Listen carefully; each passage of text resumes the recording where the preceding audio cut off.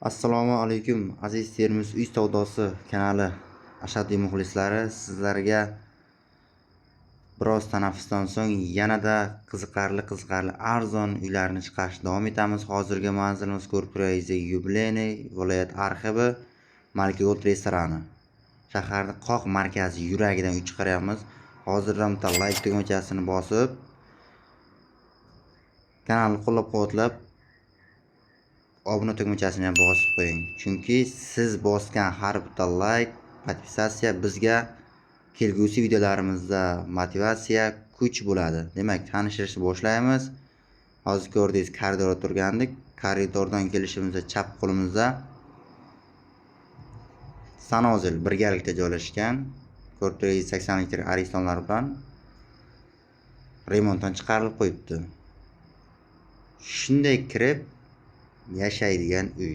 4 qavatli uyning 2-etajida umumiy maydoni 55 kvadrat bo'lgan 2 xonali uyimiz sotuvda.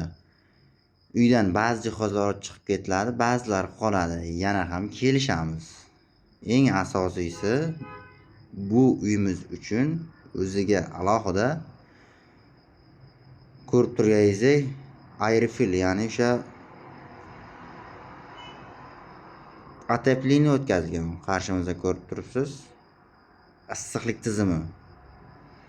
Demak, afzallik tomonlari hamma taraf ichki tashqi derazalar akfaga almashtirilgan, aboylar qilinib,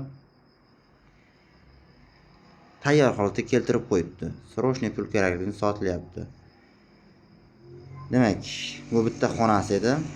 Bitta xonasidan keyingi ikkinchi xonasiga kirib ketadi. Bu Ko'rturazli xona, keyingi xona spalni xona hisoblanadi. Narxini taxmin qilib turing, kommentariyada oxirida aytib o'tamiz. Demak, konditsioner ishlab turibdi. Nasib bo'lsa qoldiramiz konditsionerlarni kelishilgan holda. Demak, derazalar, eshiklar aytib o'tganimizda almashtirilgan, rishotka qilingan. Qisqasi, umuman asla muammo yo'q uyda. Kirib shunday yashash kerak.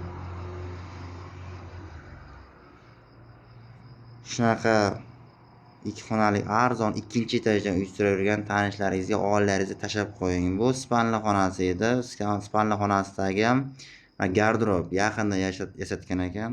O'zi uchun qoladi, deyapti. Bu bitta xonasi edi. Bu yoqdan ham deraza tushirilgan yonboshga. Demak, narxini aytib o'tamiz. Narxi 350 million so'm deb baholandi. Kelishadigan joylari mavjud. Demak, xayr demaymiz. Keyingi video roliklarda ko'rishguncha salomat bo'ling.